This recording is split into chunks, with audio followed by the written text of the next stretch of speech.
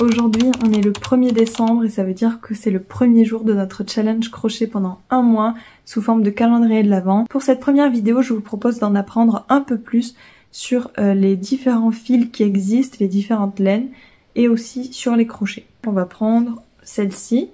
Donc ça c'est du 100% coton et sur l'étiquette vraiment il va y avoir tout écrit. Donc les conditions de lavage, 60 degrés, qu'on a le droit de le repasser.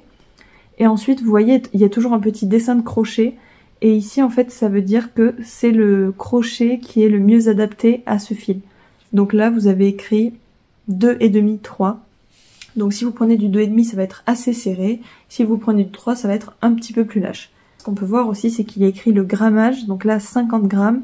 Et 160 mètres. Donc si par exemple sur un tutoriel vous vous retrouvez avec, moi il m'a fallu 200 mètres de fil, vous savez que votre pelote elle ne sera pas assez grande, par exemple celle-ci parce qu'elle fait 160 mètres. Ensuite on a par exemple une laine ici qui est trop intéressante parce que, donc il y a écrit encore une fois 6 pour le numéro du crochet, mais ici vous allez avoir d'autres explications, c'est-à-dire que avec 600 grammes de laine, il vous explique que vous pourrez faire un pull en taille 40, c'est-à-dire qu'il vous faudra en tout 14 pelotes de cette référence.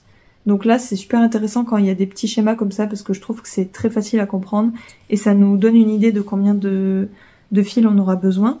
Et une dernière que je voulais vous montrer c'était celle-ci puisqu'elle est fabriquée en Italie et elle est biologique. Celle-ci c'est de la 100% laine, donc on prend pas souvent de la 100% laine, généralement c'est mélangé avec une autre pour que ce soit donc un peu moins cher et surtout plus doux, mais celle-ci elle est très douce, donc comme quoi ça existe.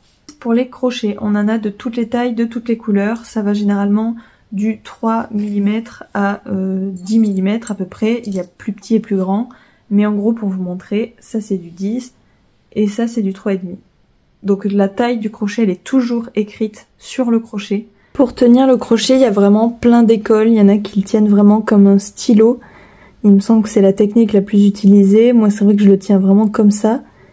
Il n'y a pas vraiment de règles. Je pense que tant que vous vous sentez à l'aise, c'est le principal. Donc moi, ce que je fais une fois que le fil est sur le crochet, c'est que généralement, dans ma main, avec ce doigt-là, avec ici ces doigts-là, je tiens le projet. Et avec l'autre, je tiens le fil qui va venir coulisser dans ma main pour en fait créer une tension avec le doigt ici, pour pas lâcher tout trop vite et pour pas tirer trop fort.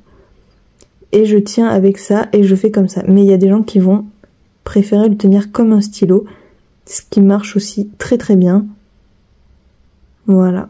Donc après à vous de trouver votre technique pour tenir la base, tenir votre fil, mais moi c'est comme ça que je fais. Donc j'espère que ces premiers conseils ont pu vous aider et on se retrouve demain pour la suite et pour les tout premiers tutoriels. J'espère que ça va vous plaire. Salut!